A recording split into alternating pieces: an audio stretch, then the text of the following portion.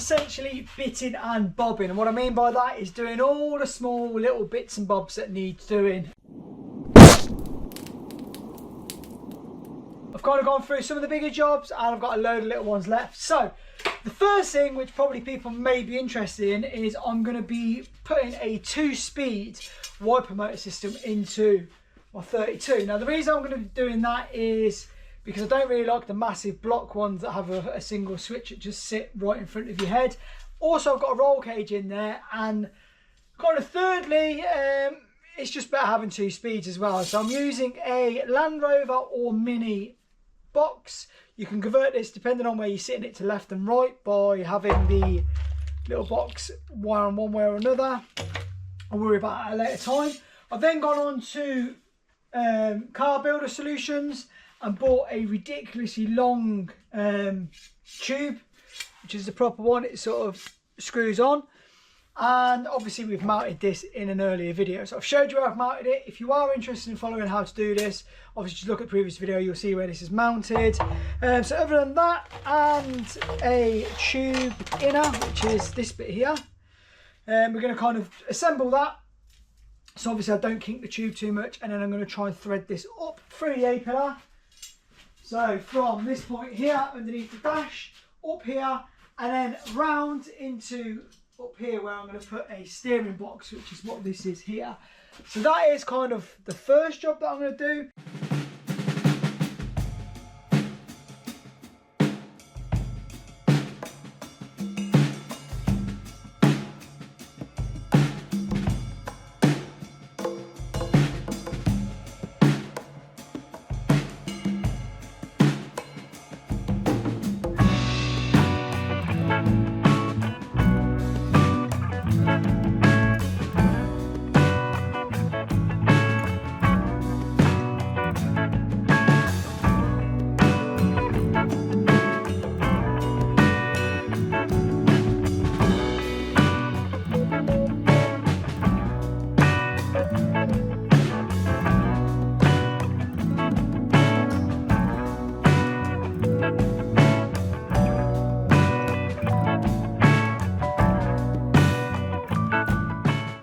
Box is in. I'm not going to put a passenger one in, even though I've got one. It's just not going to look right. So this is just basically sat in for the time being. I am going to be ordering some kind of finishing bits for this, and also those of you that were legal-eyed will have noticed I cracked the gel coat and possibly the fiberglass. So annoyingly, I'm going to have to come back to this, but I'll do this off camera. But basically I'm going to do a gel coat repair at the top, and then on the inside I'm going to re-fiberglass around this area. But other than that, we're going to end up bonding anyway, a kind of a finisher on the outside, and then obviously there's going to be a finishing piece on the inside. So not too bothered about that, but it is something I do need to address. If you've seen it, I'm not leaving it, I'm repairing it. So while that's in, resting, we've got the wiper motor roughly where it needs to be, and then the tube that comes up, I've got some structural adhesive off of camera and basically bonded where it's kind of close and touching the fiberglass shell itself. What that's going to do is hold the tube into place, and then obviously realistically once these are all bolted in, it's going to be solidly mounted pretty much. It's just going to act as a support midway around the tube. So leaving this to dry, that's that first job done. Second job now is going to be, I don't know, I might do, I don't know. I think I'm going to leave for the time being the reservoir pots, because if I'm drilling, I don't want any dust going on to kind of any of the glue, and I also don't want to be messing around near the wiper motor. So it probably makes sense to leave that just at the minute. I may have to do that tomorrow. So what I'll do now is probably lift the garage door up and probably look at the tank.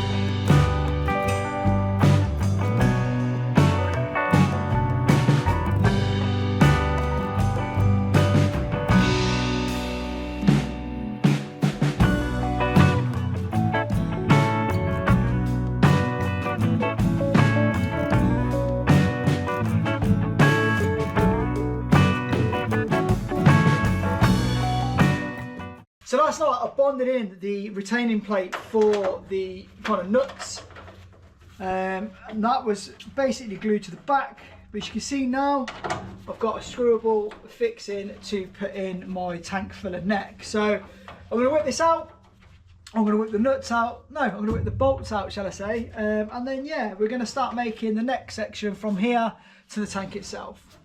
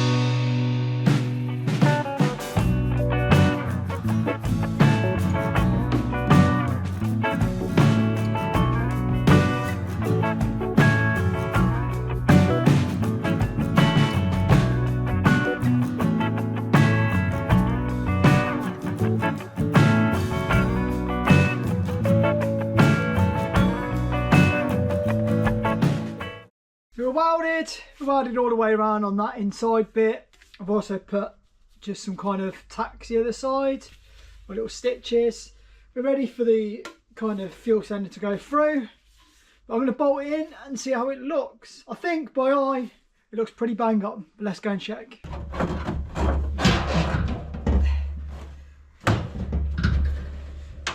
There we go, we're in.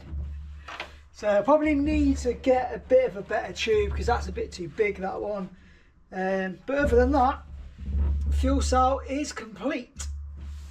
The next job is the reservoir. So come inside. I basically marked on the bulkhead where I've got to drill through. So I need to be able to drill through for this mount, which is where the reservoir is set on. But what's very annoying is some idiot has put a big bar in the way of pretty much where that needs to mount. So I'm going to try and do it slightly under, and hopefully I can bring my lines in and lower. So I'm going to chop in, well, I'm going to bash in, shall I say, some holes with the drill, and then we're going to hopefully be able to get the lines stretched. They're on the limit. This is what's really annoying with lines. They never seem to make them the right length. But yeah, let's just bash some holes through and see.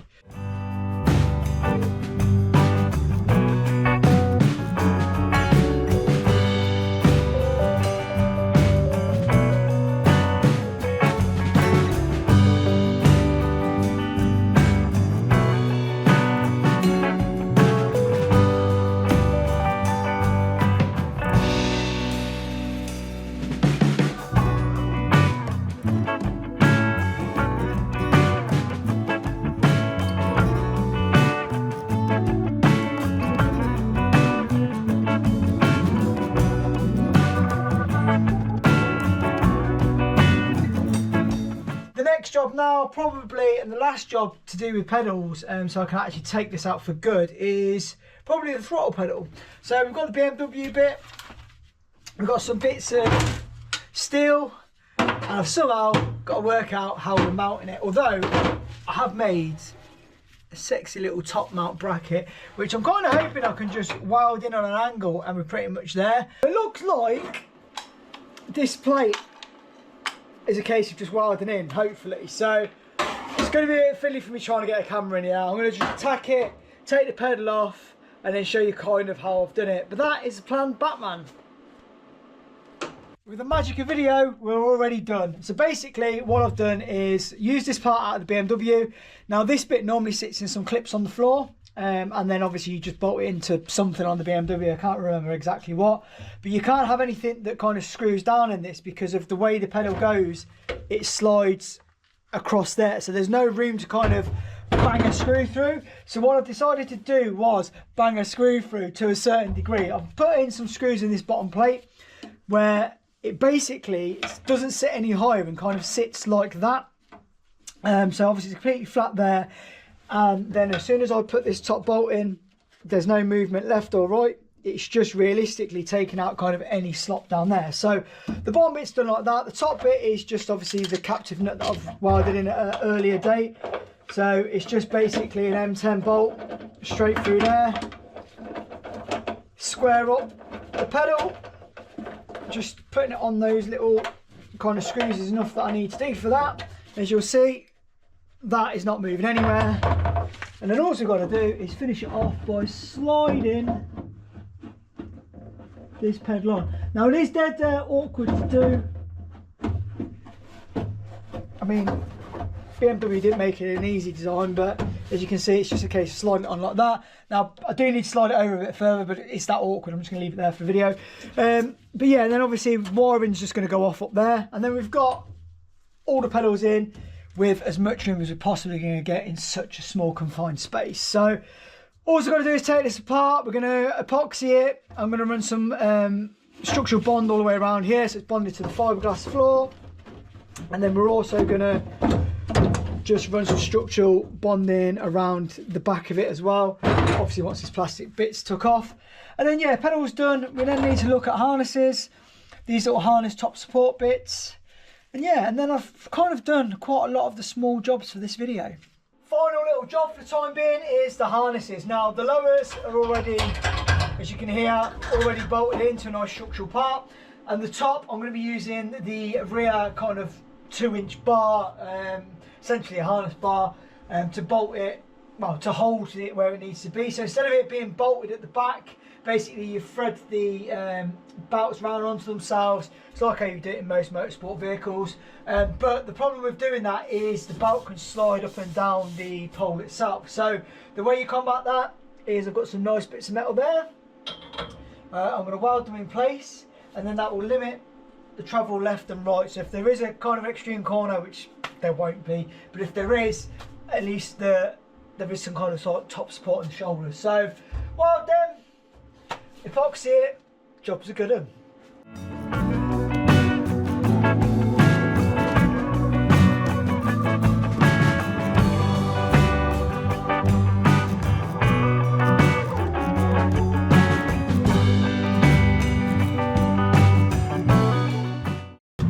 So pretty much done now. The top is going to be able to have the belt wrapped around and supported in nicely. As you can see, it doesn't move.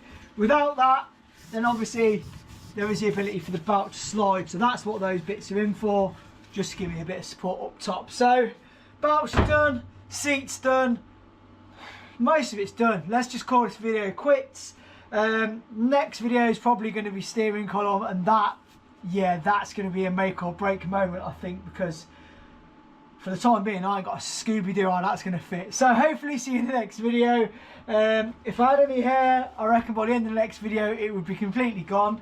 But yeah, nightmare. But if you watched so far anyway, just want to say thank you as usual, and peace out.